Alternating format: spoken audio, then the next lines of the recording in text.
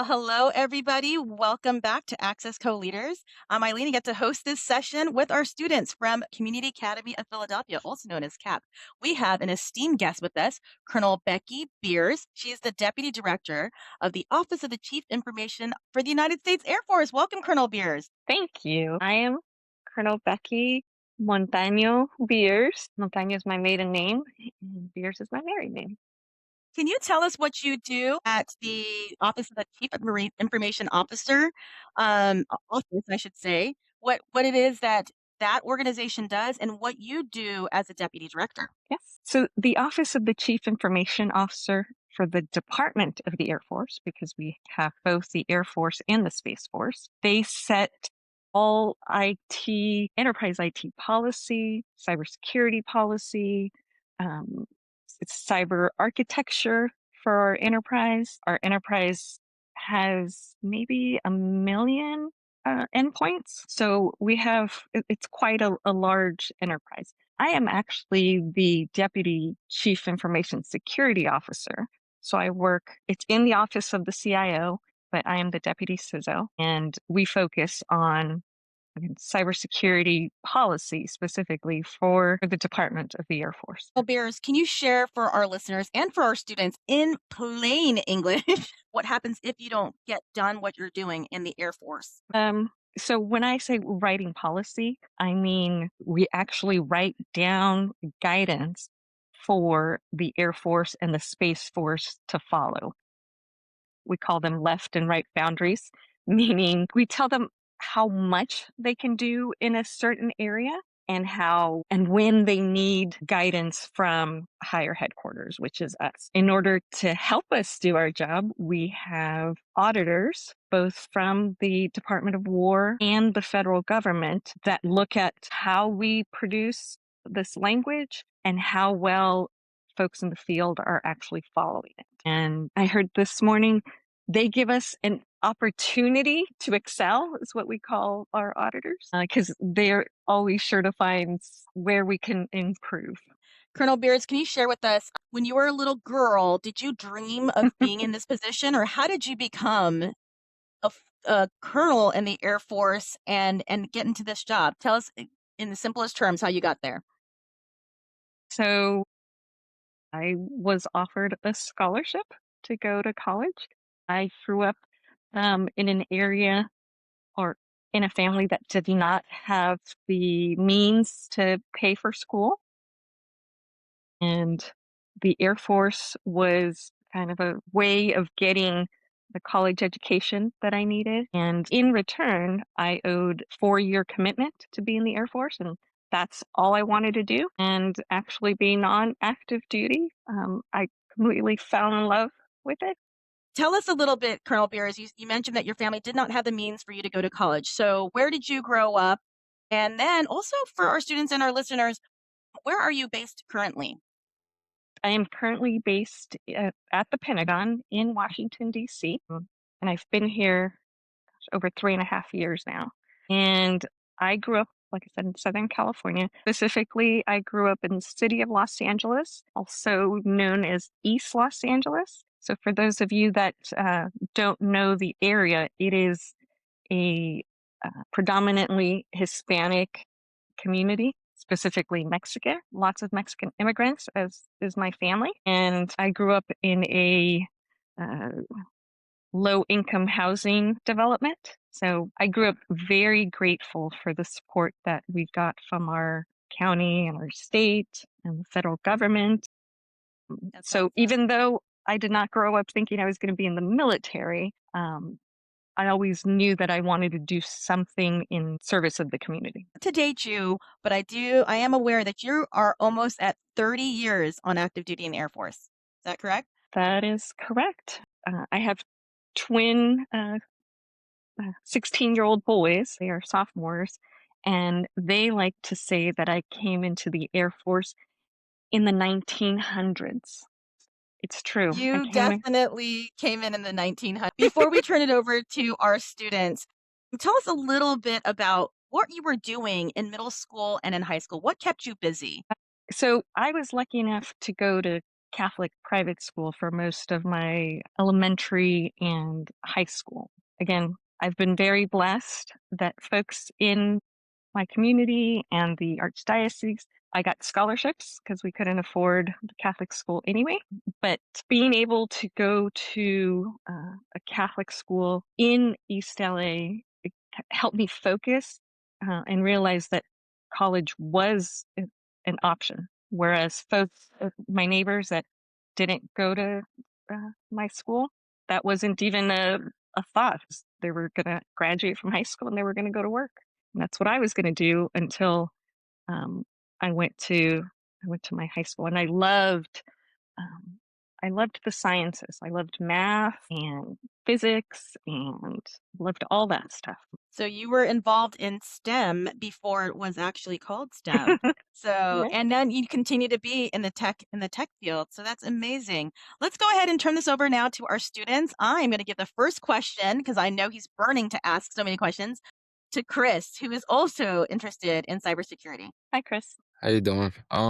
My first question would be, how could I practice cybersecurity or get better at it? So interestingly enough, one of my boys took an a cybersecurity course as a freshman, and they taught them real hands-on things that you can do, meaning protecting your privacy when you are on social media, not putting not necessarily all your business out there, but not putting very specific details about yourself out to the public.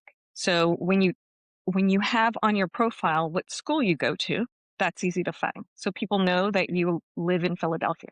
So just be cognizant of what you put out, not just to your friends, but what you put out to the public. That's a very important cybersecurity thing that you can do for yourself. The more technical stuff, like at home, using a password protected internet service, just things that we tend to take for granted for those of you that were born into this technical world. For us that had to learn it, these are things that we think about. But since you guys just have always been connected, these are things that you have to remind yourself of. So what I'm hearing, Colonel Beers, is all the things that we probably think about to keep ourselves secure, right? Like you guys may or may not have your own debit cards, your own credit cards, but you're thinking, I'm not going to paste that or post that on, social media or give it to my friends. So it sounds like, Colonel Beers, what you're doing for the Air Force is making sure those kinds of behaviors have policy around it times the whole Air Force and cyber That's space very force. good. Thank you for that. Yes. So so I said policy. Actually, you just reminded another big pillar of what we do is education and awareness. So we have to give the guidance of things that the normal user should and should not do. Should not write down passwords and put it under your keyboard. Should not, again, post on their social media that they're working on some sensitive government project, to not click on every link they get from people they don't know. These are things that everybody needs to be aware of, but sometimes we just get so busy, we're just moving on to the next thing. Oh, something came in, looks official-ish. I don't know the person, but I'm going to click on it anyway. And now they may have compromised our entire enterprise. Thank you for that, Colonel Beers. Let's go to Amani. What's your first question? What challenges does the department face? Hello. So as I mentioned, first of all, it's the individual user.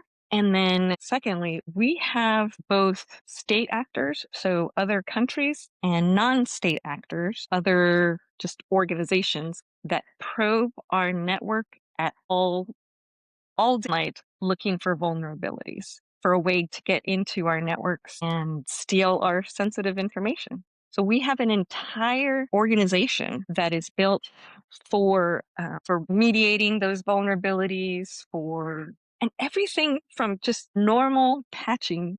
Microsoft has a thing, it's called Patch Tuesdays, and on Tuesdays they usually release patches for their stuff that they have found vulnerabilities in.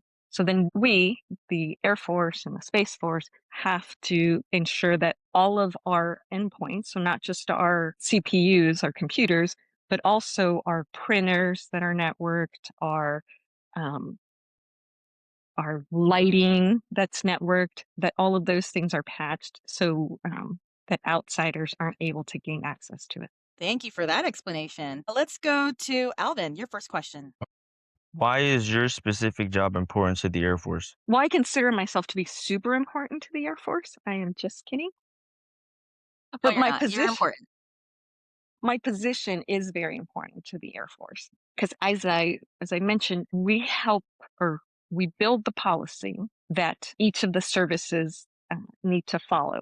And we take that direction from the Department of War, from the federal government. We then interpret that and let the services know what that means for them. I'm trying to think of an example. So the Department of War says you have to use multi-factor authentication.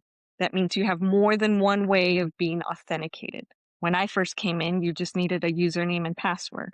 And since then, we have instituted that you have to use a card, really your ID card, put that into a special slot on your computer and have a PIN in order to access our network. So the federal government and the Department of War says you need to have more than one way to authenticate. So then we interpret that for the services to mean you need to have the ID card and you need to have a PIN. Let's go to Elizabeth. What's your first question?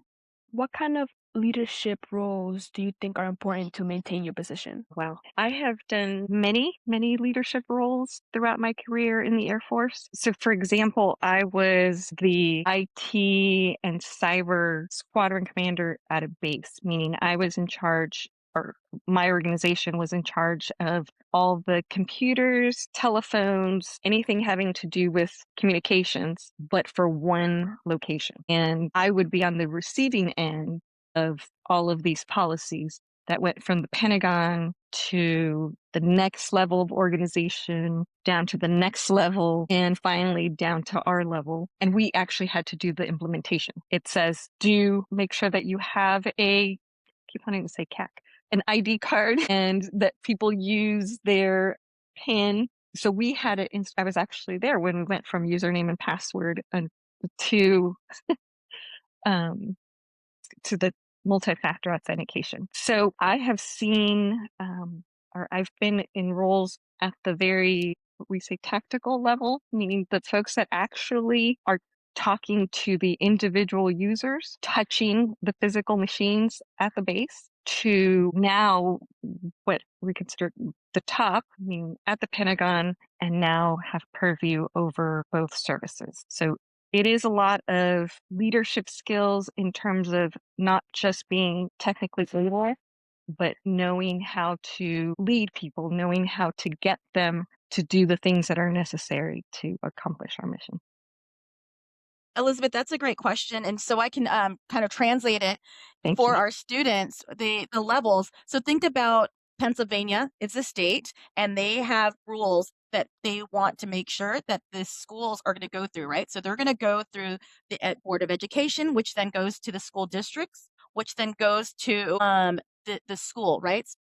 What Colonel Beers is saying is basically she was at the level of like being a school principal, making sure that all of the technology, the internet, all of that was connected and well. And I will say that, can you guys imagine when your phone's not working or if your internet isn't working? You heard me say this before. If I don't have internet, like I barely can breathe. Like I need to need to get connected. So Colonel Beers' job was to make sure that base stayed connected. And now she's at like the state level, right? Like making sure that all of that information is translated all the way down to the base. So hopefully that helps for our students and our listeners here. Lewis, your first question. What does a regular day to you look like? Wow. So first of all, I want to thank you guys for taking me out of my normal day and actually feel like I'm doing something productive. Meaning, I feel like this is important and I actually get to be a part of it. So thank you. But normally, I go to a lot of meetings, like from the start of my day till the end of my day. And then when everybody leaves, then I can actually get some work done. So since I'm the deputy, my boss takes a lot of meetings and I take the ones that he can't because there's lots of different levels that need our attention. Again, the folks that work for us actually do the writing of the policy to the Department of War, Chief Information Officers, people They want to talk to us. The other services do as well. So there's usually conflicts on my boss's calendar. So I'll take the ones that he can't attend. And then at the end of the day, we get back together and talk about all the different projects that our folks are working. I wanted to talk really quickly, if I can, Eileen, about zero trust. So I don't know if this is something that you guys are studying yet, but our network going from username and password, we are now all connected, everyone in the Air Force. So we are transitioning in the process of making sure that people only have the access they need to do their jobs. Because as of not that long ago, if you had access to the network, you can pretty much see anything and everything that's on this network. And I mentioned that there's like 1 million endpoints. So we are slowly transitioning to a place where you get questioned on why you are accessing certain files, why you are using this printer. And it all happens in the background, right? It's your ID card, and it'll keep asking you for your PIN every time you access something different. So Colonel Beers, if I can jump in, so that would be like if you are working in the hospital, you don't really need to access the files that the finance person has access to, or if you're fixing planes and a mechanic in the Air Force, you don't really need access to the dental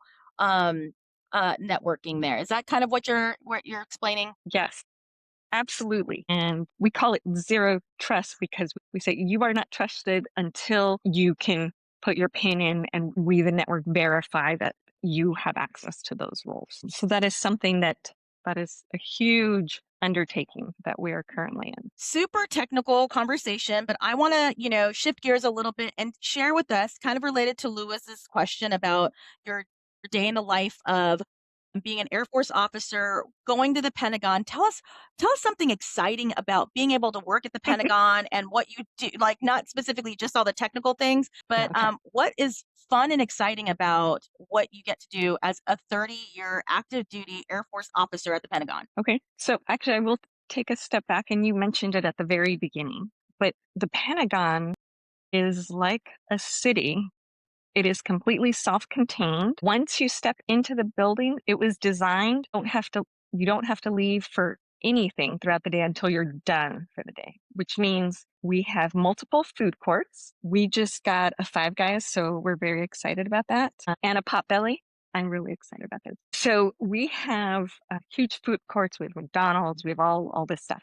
So you don't have to leave the building to get lunch. We have a full service clinic. So if you're on if you're active duty, we have a dental office. We have optometry. We have all the things that you would need. We have lab, all the things that you would need to be taken care of medically.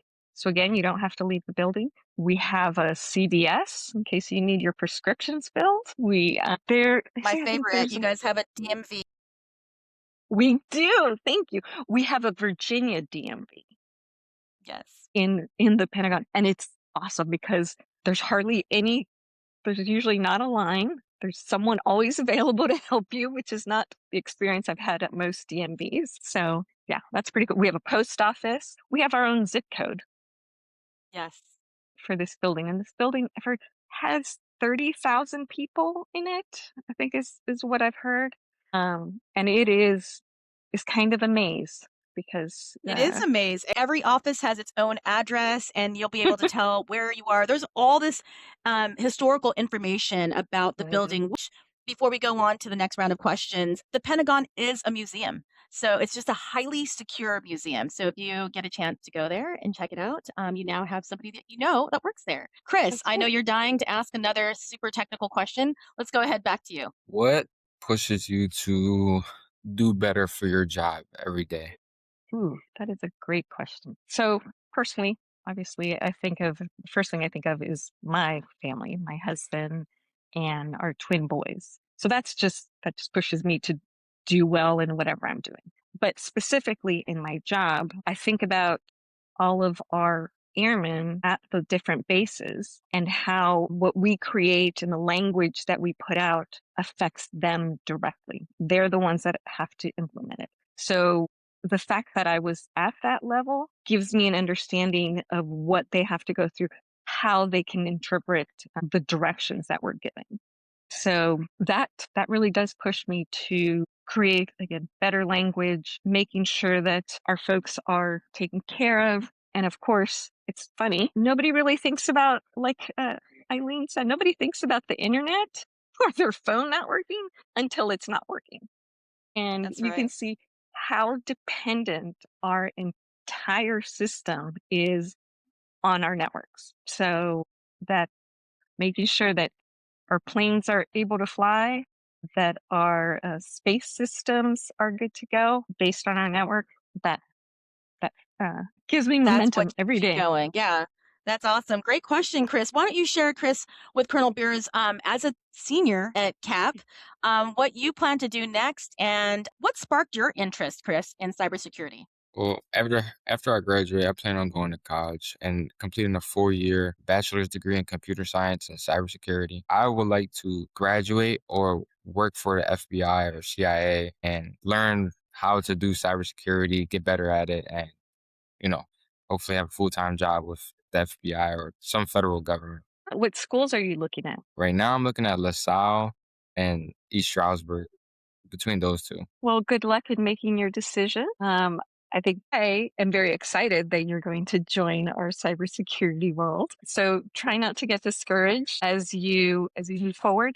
Just know nothing comes easy. So keep working at it and you'll do great. Colonel Beers, if you can rewind again as many as back into the 1900s, when you joined the Air Force, what kind of wisdom do you have today that you would share with somebody in their senior year or starting college that you could help them, as you know, as Chris mentioned, interested working for the federal government? What would be some tips or some things to look out for? I know internships is a way. Are there any programs that you're familiar with that he can research? I'll have to get back to you on the specific programs, but I wanted to give you kind of an overall comment, just going from high school to college.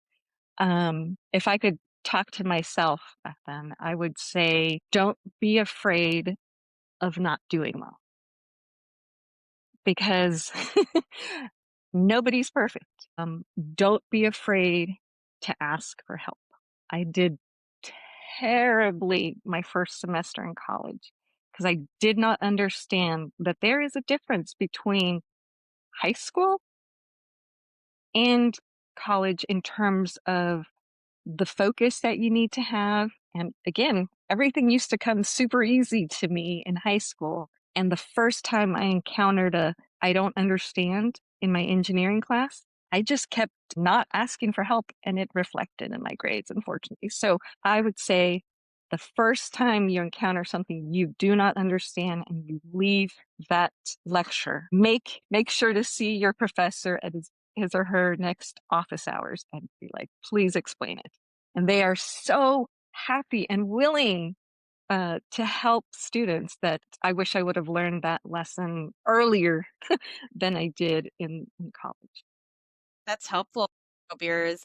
I think for you, Chris, specifically, as you have expressed interest in the government, something that people don't talk about is please go and enjoy your youth. But what's unique about the government, and especially for you having an interest in cybersecurity, is to keep your records clean, right? Like you want to have good finances, get those good grades, and you just want to be able to think when somebody looks at me, do they trust me? And especially going to the government, and it's related to getting a security clearance because they're going to ask all kinds of people in your community and in your network if you're worthy of keeping those kinds of secrets and keeping that kind of information. So something that a lot of people don't talk about, but you should be hearing about as a senior in high school with an interest in going into the government. And thank you for bringing that up because you're right. Nobody talks about that.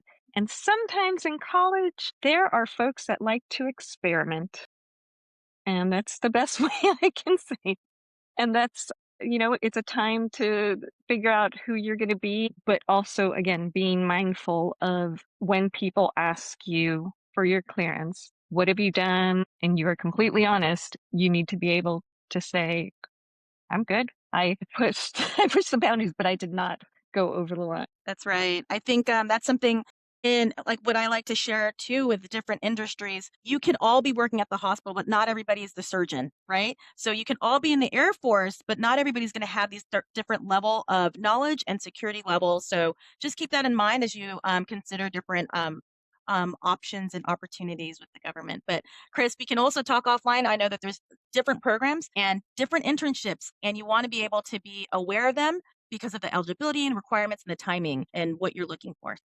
I'm glad that we were able to connect you, Chris. Let's go back to Imani. What's your next question for Colonel Beers? What skills and personal qualities are most important for success in this job? So people skills, I think that goes for any job that you do. You have to learn to work with people and people from all walks of life.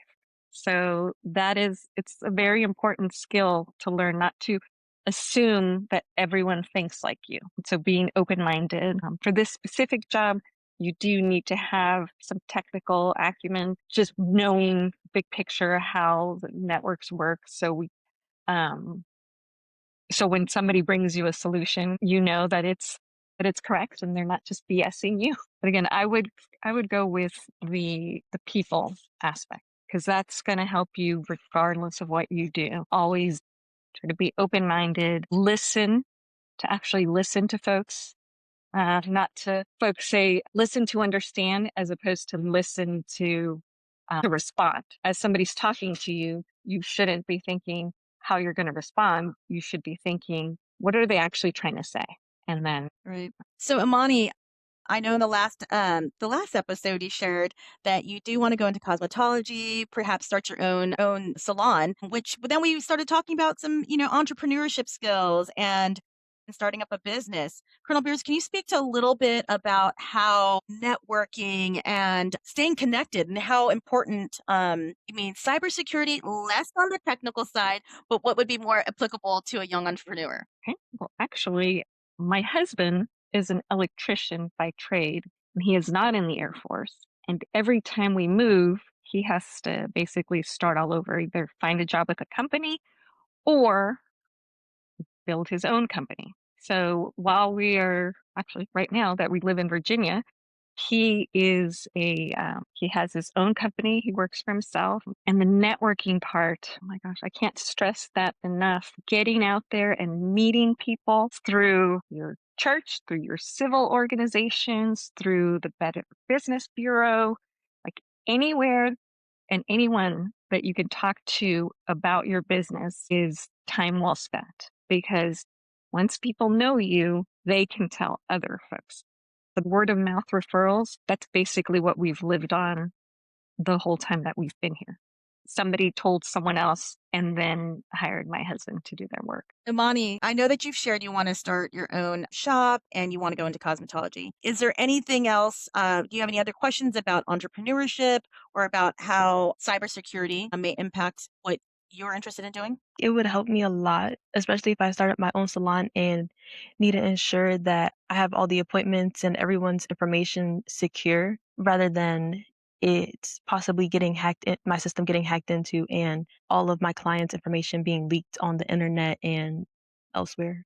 That is awesome. That is really smart, because you will have sensitive information like people's credit cards and their phone numbers. So, yeah, you have to make sure that you post small businesses like that, contract that out. So they'll find a cybersecurity company that they pay for, like a subscription, basically, that does that for them. Thank you, Amani, for sharing that. Let's go back to Alvin. What's your next question for Colonel Beers? What advice would you give to kids who like computers or video games? So I have both my boys love video games. Like I said, but one, I think he loves his PlayStation just a little too much. But that is that's the parent in me. I would say enjoy the games, but do take some time to think about how those connects. Like, how are you actually able to play with somebody that is on the other side of the world and you're on the same screen? Like, I think that's pretty awesome.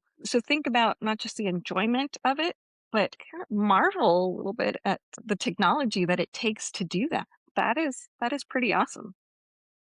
Alvin's in the 11th grade, and he has shared that he enjoys video games. He likes hanging out with friends. So I love that encouragement of like just marvel at what it requires to be able to connect with somebody on the other side of the world. Alvin, have you had any more thoughts on how you can implement your love for video games into something in a direction you want to go in after high school? I think maybe scripting or video game design sounds cool, and modeling for games and models and stuff like that.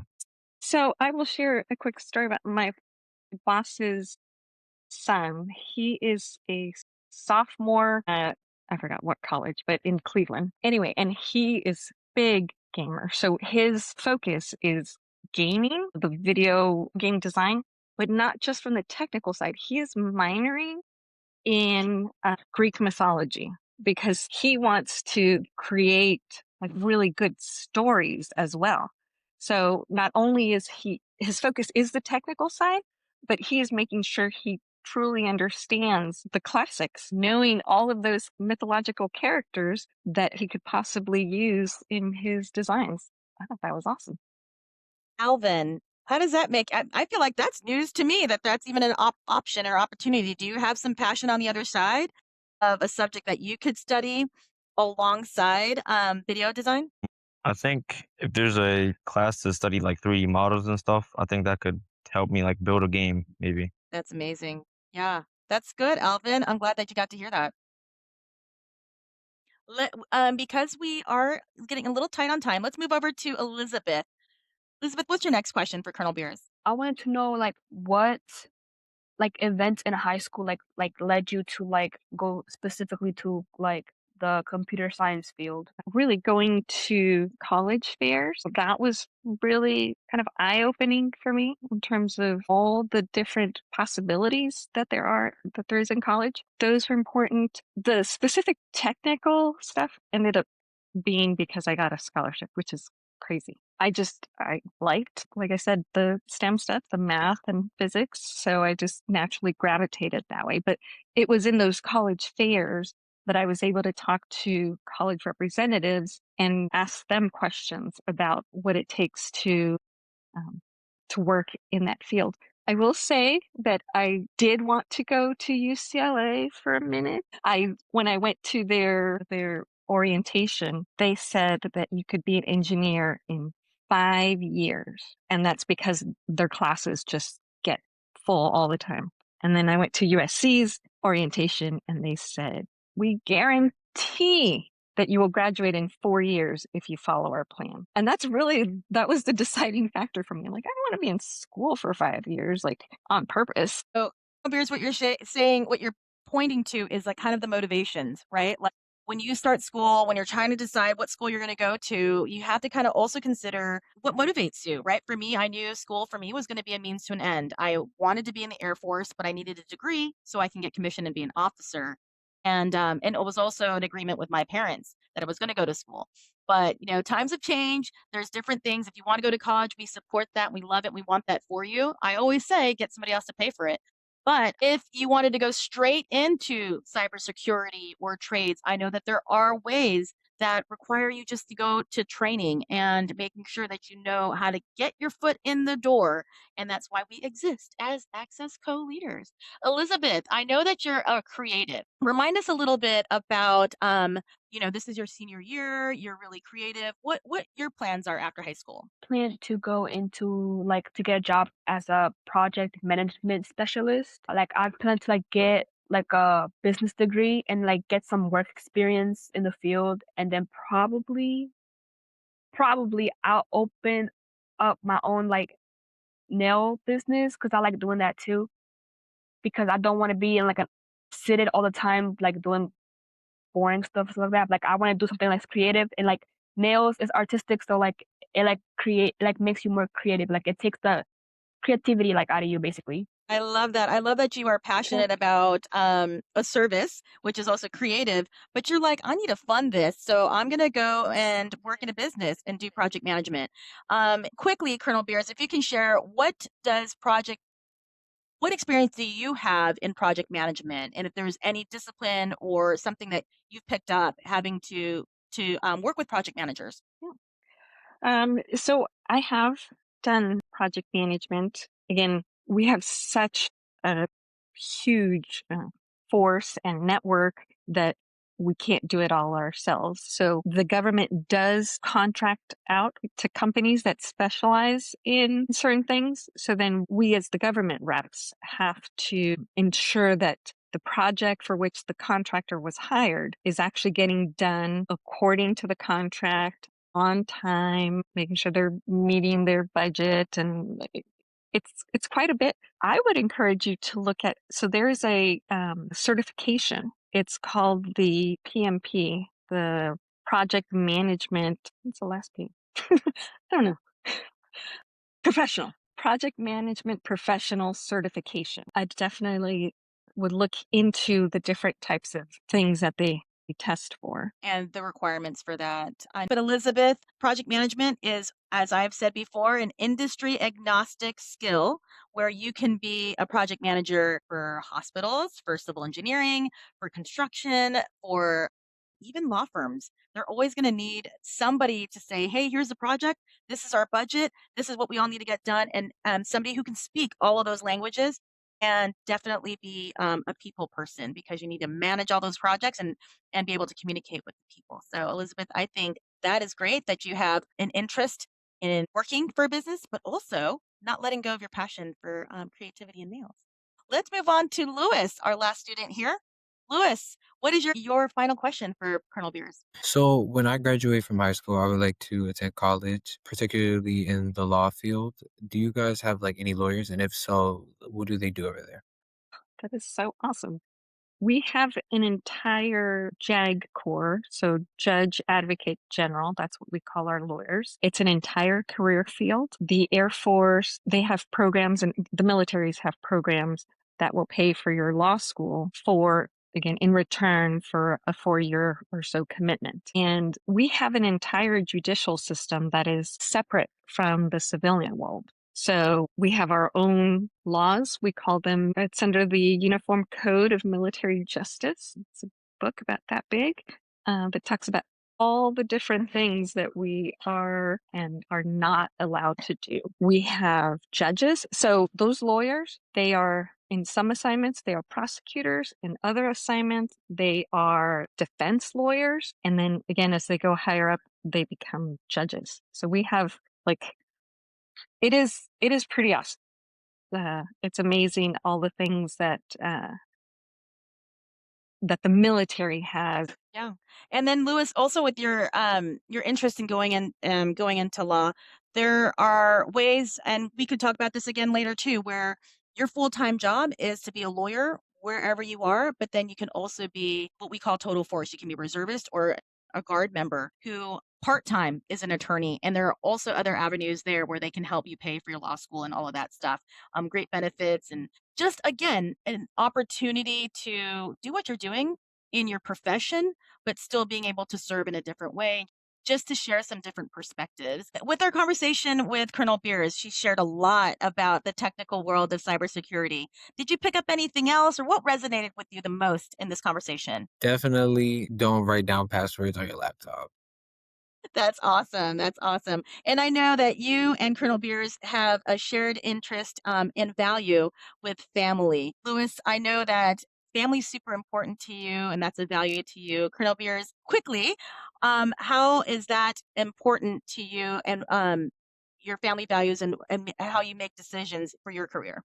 So family is always in the forefront of my mind. I was in the Air Force probably 10 years when I had our boys. So at first I had to think about my husband, and we had to come down to how his career was going to work in the moving that the military does. Every vacation we've ever taken has been to go see family. We've been back to LA quite a bit.